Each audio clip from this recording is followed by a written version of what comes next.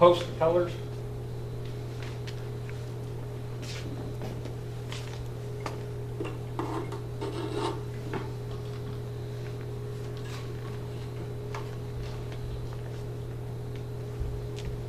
I'm sorry. Prince first, I'm sorry.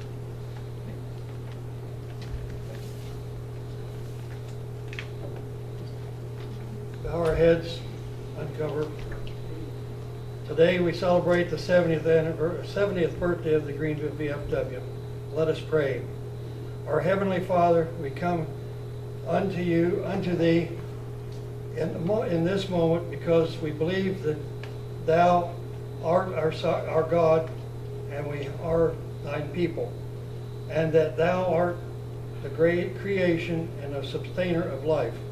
We acknowledge that every good and perfect gift comes from above, and that all that we have comes from the divine beneficent.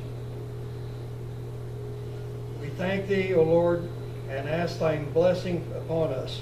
Teach us to be always mindful of our loving kindness and tender mercies. Amen. Stand up.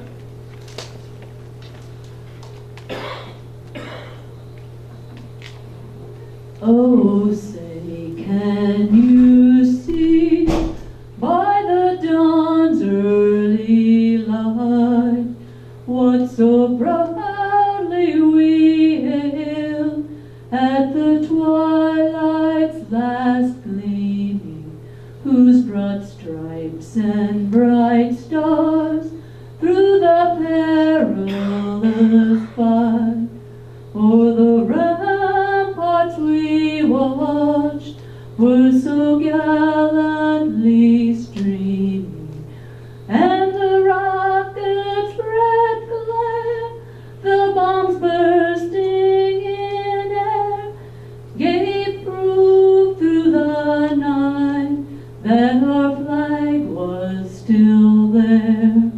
Oh, say does that star-spangled banner yet wave o'er the land of the free and the home of the brave?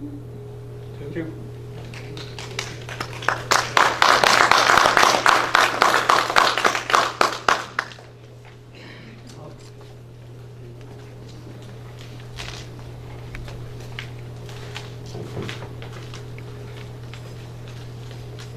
Take your seats.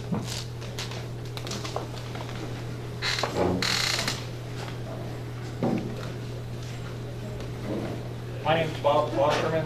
I'm the post commander of Greenville VFW Post 7262. I'd like to welcome everybody here. Hey, is that better? My name is Bob Klosterman. I'm the post commander of Greenville VFW Post 7262. I'd like to welcome everybody here for our 70th birthday celebration that we're having. I'd like to thank all of our special guests for coming. We have our state commander, Ronnie Davis, here today, and just want everybody to enjoy the day, the celebration. Thanks all of our past commanders and everybody that's got us here to the 70-year point. It's a great organization to be a part of. If anybody wants to join, if you know somebody wants to join, please bring them in and sign them up. Go ahead with the next speaker, which is our state commander.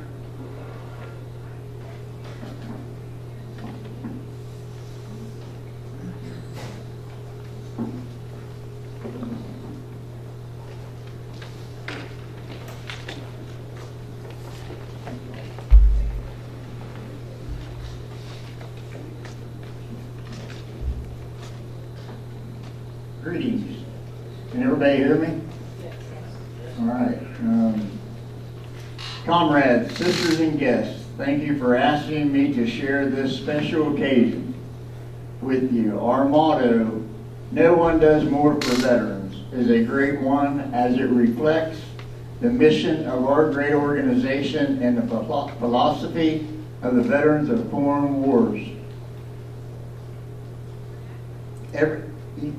you members know that absolutely no one is more deserving of assistance than an American veteran. A lot has changed over the years, but you have kept alive the hopes and dreams of that group of veterans who gathered in Greenville some 70 years ago and founded your post 7262. Did they have any idea that what they started would grow and thrive and do so well in serving our veterans, their families, and your community?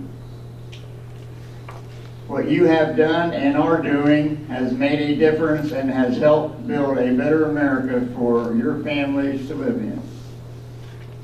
Comrades, the men who served together, fought together, and then came home to establish this post together to remember the sacrifices of those who put their lives on the line. The VFW is a very important part of every returning GI's life. For those who came home wounded, there is medical care, rehabilitation training, vocational training, and many other entitlements waiting, and they know that with the VFW behind them, representing them every step of the way, they will obtain those entitlements. And for those who did not return, we remember and echo the same sentiments as George Patton. We rejoice that such men lived. Your VFW is a place of comfort, support, and understanding for those families. Thousands of homes are left without fathers, husbands, sons, sisters, and daughters. And for them, the VFW is here to help and comfort and fulfill its commitment to assist veterans, their families.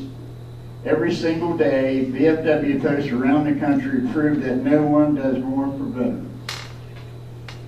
You can go to a lot of meetings and hear a lot of people talk about freedom and democracy, but only here at the VFW post can you meet the people who laid their lives on the line for freedom and democracy.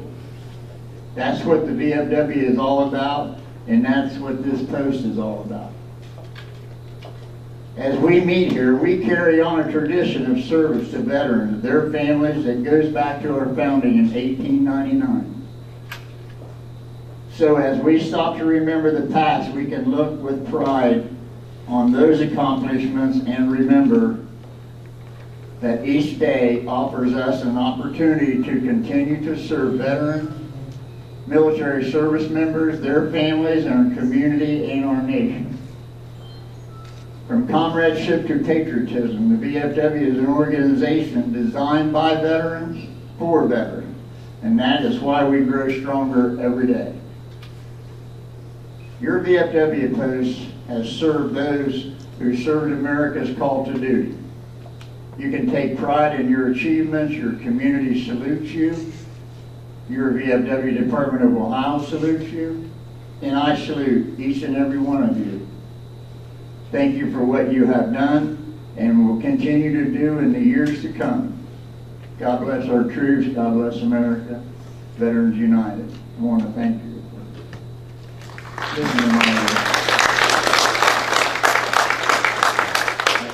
I was also telling your commander, Bob, that your membership is like 85%, and the Department of Ohio is only 73. So you're doing quite well. The post is not on any hit lists. You've got your election report in. You've done everything. Your post has done everything it's been asked to do, and I think that's because of your leadership and the members of your post always wanting to do a good job. And you're 70 years old, and I'd like to be able to come here when he is 90. That means I would be still around too. I'm getting to be old myself. I used to walk in our post years ago, and I always looked around and I said, oh, there's all them old timers sitting around. Well, when I walk in the post now, I'm one of them old timers. So, but we need the old timers, and hopefully we'll get some younger gentlemen to come in and take over where where we took over too, as you know, it seemed like Vietnam veterans are the ones running most of the posts now, and in the chairs, going through the chairs in the local posts. It'd be nice, we get some younger veterans to come in. You know, they say we have a lot of members, that we can go out and get a lot of members. You know, some of these soldiers, men and women today, they're deploying 3 and 4 times. It's not a different person. It's the same person going over every time, and no wonder they're having a hard time. You know, when we were, we probably deployed twice to Vietnam, and that's basically all you had to do. And some of us went more than twice. We didn't have anything else to do, I guess. But again, I want to thank everybody for being here and listening to me, and I want to thank you, Bob. And I'm going to shut up and give this mic back to you. How's that? Thank you. You stay up here for me a second here, Commander. We got something for you. You guys don't know, last year, the state representatives were fantastic with us last year for what we're trying to launch with the digital library. Commander Davis here was senior vice last year, and he drove his Poppy-mobile. You remember this? Yes. He drove his Poppy-mobile 4 hours just to support us. So for that, sir, we've got a free T-shirt for you and a DVD of our talent show. And if you would, Robert Yoni, senior vice now, he came and was our judge for the talent show, so please give that to him. Thank you very much, sir. I appreciate you being here. Thank you.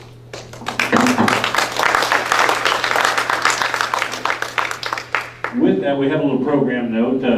Next up is Cheryl Gilmore, who is the daughter of Robert Soniger, who, Robert Soniger, obviously, if you look at the charter, was a charter member, and he was the 3rd commander of this post back in, I guess, 48, 49, something like that. To me, that's very amazing. I just got an amazing story today from Tootsie. I had all these guys been running around here working on the VFW history and stuff, and they're all saying the first meeting we ever had was uptown at Foley's, and they were all saying, they were like, now Mike, I want to tell you, the name was not Foley's, we don't know what it is. What was? Tootsie told me what it was today. Mids for Mildred. Mids, right, Tootsie? Right. Right, so now we've got that little piece of the puzzle now. We keep getting more pieces of the puzzle. All right, so with the program here, you see I'm supposed to speak later and give you my spiel. So I'm going to give you Cheryl's spiel since she's sick right now, and mine at the same time. How's that? We'll save a little time, all right? And what I'm going to do is I'm going to talk about the past of the VFW, I'm going to talk about the present, and I'm going to twist your arm, and then I'm going to get out of here, and Judy Jones will be up next. You ready, Judy? Woo-hoo! I'm excited about Judy. Well, no, Judy, I want to talk just a second, then I'll call you, okay? Very good. I like your enthusiasm, though. All right. First, let's talk about the past. 1946 May. Some tired, weary soldiers from World War II came back from World War II, and they could have hung out. They were heroes. They were all heroes from over there. They could have came back and chilled out and done nothing. But instead, they created this. Imagine. I want you to close your eyes and imagine this is not here. They created this. The World War II veterans created this. They came back and they had their little meeting at MIDS that we know now. They had a little meeting there and they started it. John Eagleton started it. Sloniger, a bunch of other charter members started it. Okay? And that, to me, that's an amazing story in itself. But they never stopped. They never stopped doing something special. And they passed that legacy on to Korea, to Vietnam veterans, and now to our Iraqi freedom and Gulf War. You keep it going. We have to keep it going. We have to keep going. And that's the past. I want to talk about the present now. Think about the present. And these are real stats. Look them up. 9% of Americans are veterans. The suicide rate for American veterans is 18%. It's double what it should be. Now think about that. Commander Davis just talked about our membership. The fact of the matter is, service organizations are losing members. I submit to you that there's a correlation between the service organizations going down and our suicide rate going up, and PTSD and all that stuff being a problem. Because back in 46, 47, all those veterans recognized that there's only so many people that were going to understand what they were going through, and that was their brothers and sisters. And they built these organizations to help cope and deal with those situations. And now that we're losing members and we're not keeping our membership up, we're having a problem. We're having a problem with PTSD, and we're having a problem with suicide rate. And that is the importance of membership. Not just veteran members. There's a way you can be involved in this organization without being a veteran. You know, volunteer, support, help us come to these functions, stuff like that. All right, so that's present day. Present day, we're asking for your help. Present day. Okay, and then we're going to do a little arm twisting. How can you help? Number one, if you're a veteran, tell your story. You know, I know that there's a lot of veterans with the digital library that we're trying to pick off. They're like, I don't want to tell my story. You know, it's not important. I didn't do anything special. Because you see these SF guys and, you know, all these other fellas. Well, I didn't do anything that important. That's not true. You served your country, and you're probably back here serving your country too if you're listening to me. You know, that's not true, because you still have not stopped serving. And you should tell your story so other people out there that maybe are a lot shyer than you, you know, oh, geez, they told their story, maybe I will. So I need you to tell your story, if you will. Please. Please tell your story. And reach out to these people. Get these people in here. Get 80% of the veteran suicides. Veteran suicides, no connection to service organizations, no connection to the VA. Get out there and capture these people.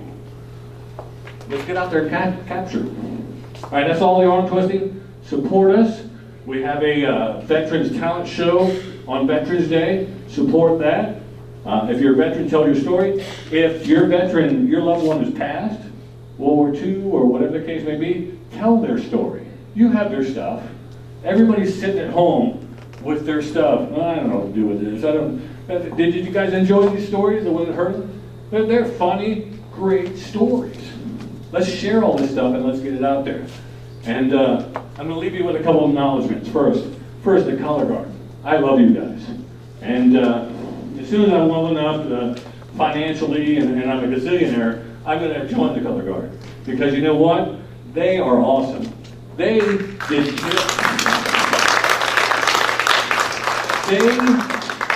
hopefully I won't get too misty here when I say this. They did 2 funerals today. 2 funerals today, and now they're here today supporting us. That is Never Stop Serving. And any one of you guys want to come share your story with us in the digital library, I'll do it tomorrow. We'll pick whatever time you want, we'll make it happen. Because I know you guys are the essence of that. Thank you. Second, I want to acknowledge some of the speakers before they speak. Pat Harless, thank you for coming. It's Jack Harless' son. Jack Harless, everybody knows he's an icon here. Sandy Hoyne, she's going to speak. Sandy Hoyne, if you saw some of the Library of Congress and stuff, she's responsible for that. Imagine not having those interviews. Just close your eyes and imagine not being able to hear those words. She made that happen. You know, if you're not going to do it, no one else will. So do it. Okay? Thank you, Sandy. Thank all the special guests that have been here. I'm very excited about the day, more excited than most people. But I love it. This is what I love. Well, who else do I besides that, thanks everyone for sharing their story. I'm going to let it go here, and we're going to let Judy come up and harass you down. Come on, Judy, come on up here. Judy changed her mind, so I'm going to have to speak longer for you all. Sorry. I'm going to have to try to twist your arm a little longer. But Judy's coming up. If you don't know Judy Jones, her mom, her dad, her were all big icons in the VFW back in the day. Sorry, I don't want to date you or anything like that. But both of them were both sheriffs of Dark County. Judy herself is a past president. So So here you go, Judy Jones, give her a big round of applause. Well, I listened, is that on? Yeah, it's still on. Okay. I listened to the state commander say that our post was 7 now. Now?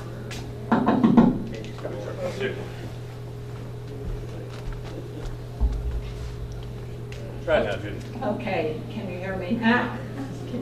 That'd make a good phrase, wouldn't it? Catch on. He said that the post was 70 years old, and when he said that, I thought, gosh, I'm 10 years older than the post. Which I'm probably older than anybody in this room.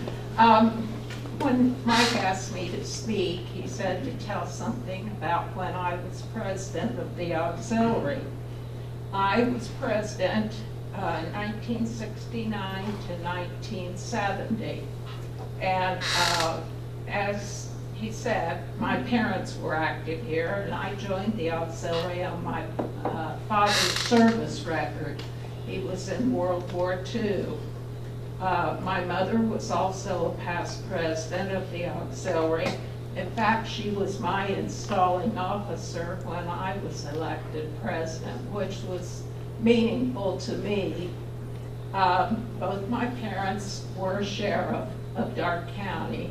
My father died in office, and my mother was appointed to succeed him until the next election.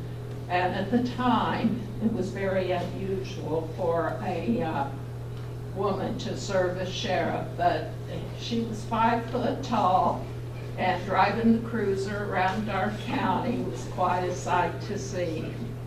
They asked me to share some of the things I remembered about when I was president. Post homes. I was active and attended meetings in all 3 of the post homes. The first one was Kleppinger's on the corner of Front Street and Wayne Avenue. And I don't know if any of you still have been down there lately. They do rent the building out for meetings and such in the basement. The basement was the bar when I was president, and we had our meetings upstairs was where the meetings took place. That's where the cancer card parties originated. And if you go down in the basement, even today, where the bar is, you can see decals of the VFW. So if you're ever down there for an affair of some sort, be sure and check out the bar and see some of the old decals that are down there. The second place was Sader Street, and it was upstairs. It was a killer to go up and down those steps. And Mike, I wonder if you could verify something for me. Rumor has it that a man named Jim Maloney was in the spare room, or the storage room. This is a true And story. he fell through the floor down into the bowling alley and interrupted the bowling tournament that was going on at the time. Do you know who he was up there with? No, Because whoever he's up there with has said, Jim, be careful there. Down there. it's a true story. True story. Okay. Broke his arm. Christmas. Wow. Who won the bowling tournament? Okay, then, of course, we're here now in this beautiful place. Did you ever think 70 years ago you'd be in a place like this for your meetings? I think it's fantastic. When I was president, the meetings, we did ritualistic work. We had a musician who played the piano. When the flags were presented, she would play marches. anytime there was movement on the floor, the pianist would play. And to me, that was really something. We had a membership of, I think, and I'm not sure on this, 80 plus. And we usually had maybe 15 people at the meetings, give or take. And we had a lot of social meetings too, because you know that's what ladies do best. Let's see, with our community service at that time, of course we had the trips to the VA and rag rugs. Do you all still get rag rugs down at the VFW, or down at the VA? We would take our clothing, donate clothing, and the veterans would rip the clothing up and make rugs, rag rugs. They were quite popular, and I don't know if that still goes on or not, but that was a money-making project too, and helped all the veterans out. With our community service, we, at our meetings each month, would take the names of ladies who would volunteer to do therapy with a young child who had a physical disability. And each month they'd sign up, the ladies would sign up to take a turn helping her. And to me, that was just heartwarming, you know.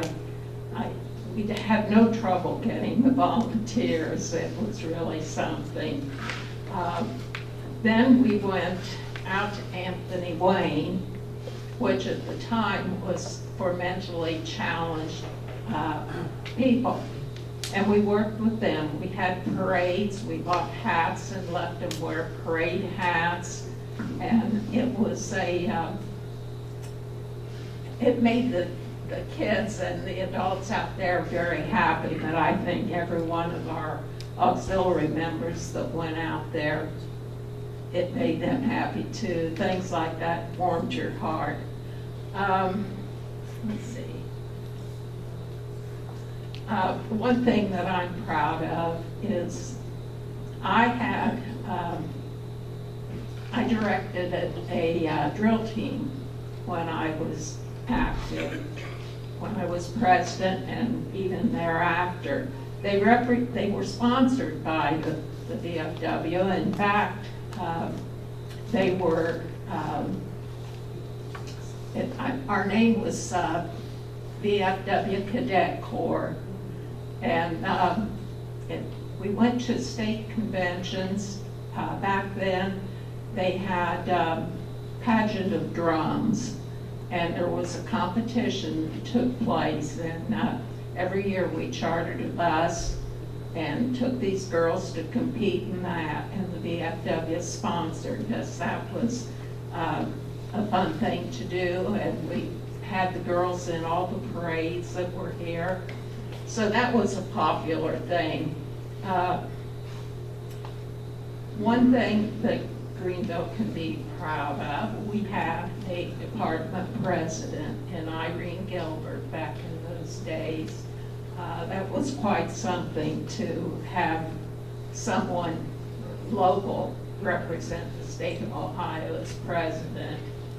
So I think in finishing, I would certainly, if I were younger, I would do this again, because this was one of the happiest things in my lifetime.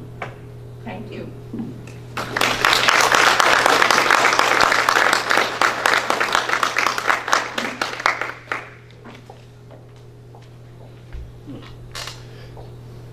She's coming.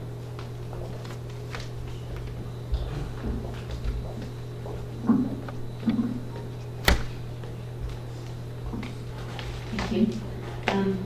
As the program says, I'm going to sing America the Beautiful. For those of you that don't know, America the Beautiful has numerous verses to it, and I have picked out two that I think fit the occasion, so I hope you enjoy. Oh, beautiful for spacious skies, for amber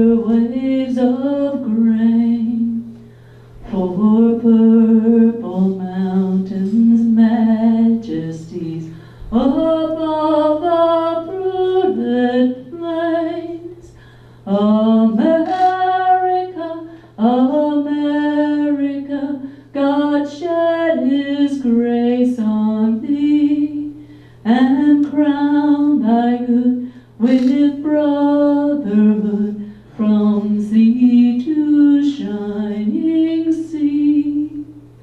Oh, beautiful for patriots' dreams that sees beyond the years. Thy alabaster cities gleam, undimmed by human tears. America, America, God shed his grace on thee, and crown thy good with brotherhood from sea to shining sea.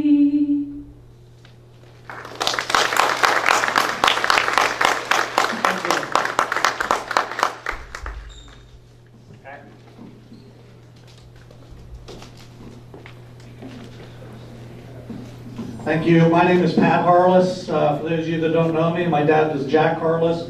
He recently passed away like about a month ago. And so this is a very, very emotional day for us and a very thankful day. I'd like to thank Mike and the videos. It's like a shock. I haven't seen my dad, and then there's a video of Dad up there. It's hard to describe. But I would like to thank everybody. You know, Mike was talking about statistics, and one nice thing about the VFW is that 100% of the people stand up during the national anthem, I noticed. So that's very nice to see.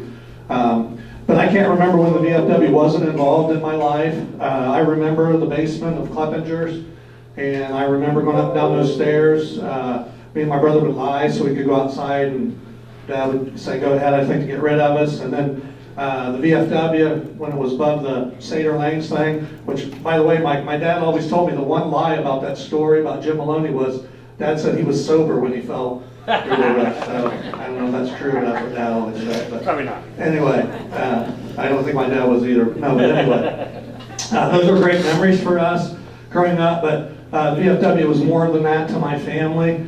My father, the VFW in the early days, that was his club. That was where we would go. That was his family. And from the VFW, I think, sprang the Ball Diamonds, which he served, which then he got into politics. And I think the VFW gave him strength getting started in this. And then it sprung to other parts of the community, which the VFW, I think, was always the founding thing for him, his most proud thing. Everyone here who dealt with my father, he loved all you guys. And maybe sometimes you didn't think so with the way he would talk to you or speak to you, but that was just the way he was. But he would just do what his last words of advice to me out at the Green was, always do what you think is right, and to heck with what everybody else thinks.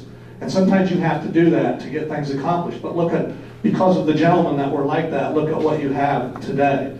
But the thing about the video that I think is amazing is the always serving thing, about how Dad kept serving and so many men kept serving. And the thing, if you go on the website, I looked at the VFW's website, the core values is what my father believed. And one of the core values is the community that the VFW has and the community that the VFW has served. And I looked just like at 3 o'clock, I looked at the names right there. First of all, Mike Maloney, I hung out with Dennis, his brother, in high school, which, as we can't tell any of those stories, but my dad didn't like me and Dennis hanging out together. But Harold Stauffer ended up marrying my Aunt Betty, which was fun calling him Uncle Harold. And Bob Stauffer, Sandy, my daughter wouldn't have graduated from high school if it wasn't for Sandy. Melissa, we don't want to talk about that, but Sandy really went to bat for us. And it's just the community. And how much of the VFW with Bob Stauffer and my dad, how much of that plays into your lives in life? Just because of a club. They call it a club when it's community. The legacy my father would leave is not what he did, but what everybody else has done. I noticed on the video, everybody says, oh, I didn't get really involved in the heavy stuff, but yet they're carrying women to safety. Their ribs are shot out. Everybody's saying they did amazing things. But because of my father, I look at our family. My son Kevin went to Iraq 3 times. After 9/11, he dropped out of college. He was going to Moorhead College. He was a senior, and he called me up. He said, "Dad, I just joined the Marines." And I'm like, I responded in typical my fashion, like, "What are you doing? You're going to graduate." He goes, "Dad, I'm doing it for you. I'm doing it for the country." And oh yeah, I forgot about that. You know, we forget about that. My son James, my dad joined the Merchant Marines at 16. He lied about his age. He thought that my grandma would come and get him, and she said, "Go ahead and take him." And that's a true story. But he served in the Merchant Marines, which later became the Coast Guard. My son James then joins the Coast Guard. I mean, why? Because of this legacy. My son James served at Hurricane Katrina, and then right after 9/11, he's going to Staten Island, serving there. All because I think of the legacy that my father left, and all because when we were kids, my dad brought us down here. When me and my brother Tim was kids, he brought us down here. We had popcorn, we'd have a Coke, Dad might have a beer, he might have a Coke, which by the way, we always said that the VFW Coke was always better than Maid-Rite Coke. So, but then when I come back and went into business with my dad, then I brought my kids down here, Kevin and James, and they would sit here and they'd have a Coke and popcorn, and then they'd hear these stories. And I think because of that, you know, it led to some of their decisions. And so the VFW is just so important in our lives. It's like a part of who I am, even though I am embarrassed to say I'm not a veteran. I was in the 70s and things happened, but I've always felt guilty about that. I've always felt, you know, like I've had to apologize about that. But, you know, that's just choices we make. But the guys that are veterans, man, they need to be proud, and it's awesome what they've done. But my son Timmy, who's out of Colorado State right now, he won a patriotism award. He spoke down here. My daughter Kristen, she ran cross country in England, and the first people to help him out was the VFW. They gave her seed money, which encouraged her to go raise more money so she could go. And you know, the list goes on. Two of my sons got married. They had their wedding receptions here. And Ruth Maloney was our caterer. She didn't know it, but I said, "I need your help." And Ruth made like nice 200 people, and yelled at me the whole night. But yeah, I guess. But anyway, I just want to thank the VFW for everything. I'm proud to be a part of this. I'm proud the names I see on there. I'm proud to be. I'm just proud to be a part of that. And to finish, as I said, my father just passed away, and my stepmother Carol, she's out of degree now, and she's got cancer. And they called us in yesterday, and it looked like she was going to pass away yesterday, but she didn't. But that's why she's not here today. But I did go talk to her today, and I told her I was coming down here, and she said, "Okay, Pat," was like the first word she spoke in a couple of days. So she knows what's going on here. But she told yesterday, or 2 days ago, she told somebody that my dad had come and spoke to her, and he said, "It's beautiful here, and when you get here, we're going to have us a steak dinner," which gives us, but then I told Carol, I said, "Well, tell him he owes me a steak dinner. He didn't pick up on that Bengals game that we had." But anyway, I want to thank everybody, thank Mike and everybody for having us, and be proud.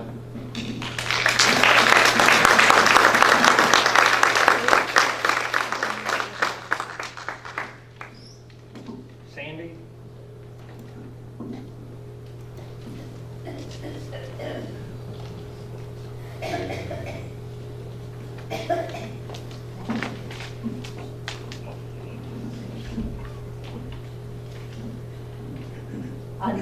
Even though I taught for many years, I'm still a little nervous, so I prepared some of my remarks.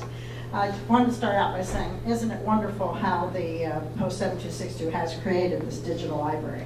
And I found out the importance of that when I did this with my students years ago. It is great to see the interview of my father and my Uncle Harold Stauffer and Jack Harless. We lost all three of them this year. So if we had not recorded those memories years ago, where would we be? We wouldn't have them. We wouldn't have it as part of your digital collection. And I'm going to share also how it became a part of the Library of Congress's Veterans History Project. These three men and many others were involved in the early inception of this. Without them, I wouldn't have been as good as what I thought I was. But, and as Bob says, we need members to come in here. And when I look here, I see, you know, we need a way to get our younger members that, to make them feel welcome, that they're part of our post, and they need to be back here for activities like this. And Bob's got a big job combining the auxiliaries this year. I'm sure glad he's commander and I'm not. So, and that's really about all I have to say. You know, that we've had our differences, and we've had, in the years of being post commander, 7262 is going to stick around. We've got strong people, and I know we'll be here, and I know I'll be here to help it out. So with that, I'm going to stop because my $10 is back on that bar there.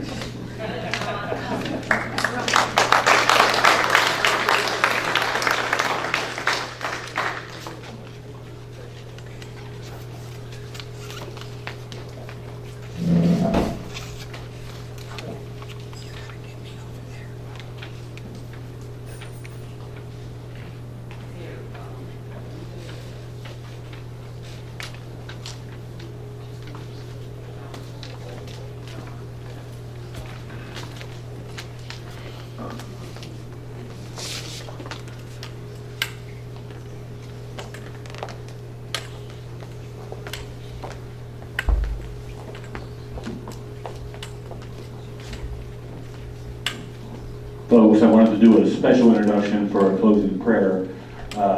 Go back to Jack Harless. He used to love when I referred to Marlene McGlinch as Sergeant Major. That is actually an extreme compliment because I'm an NCO in the Army. I still am, you know, I'm retired, but I'm still an NCO. And we are the backbone of the Army, just as the auxiliary has been the backbone of this place. That's what I call a sergeant major. Thank you, Michael. I was very pleased when Michael asked me to do this. And I hope I can carry it through like it should be.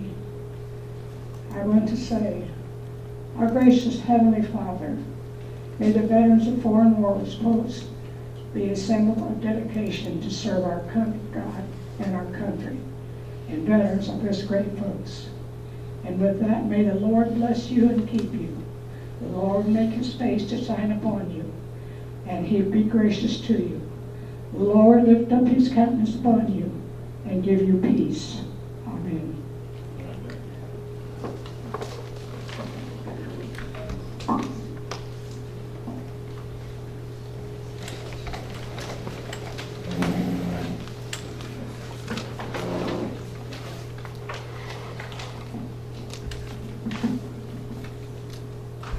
Tire the colors.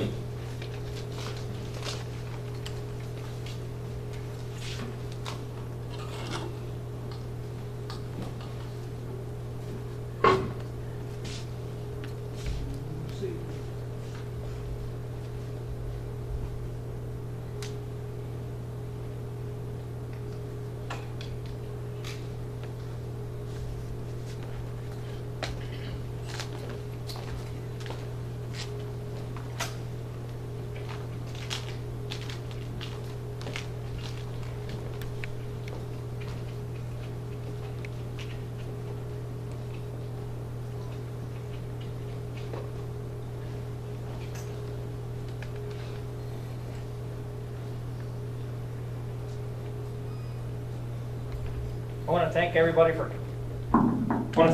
for coming tonight and enjoying the program we had. Thank Mike for taking care of all of it.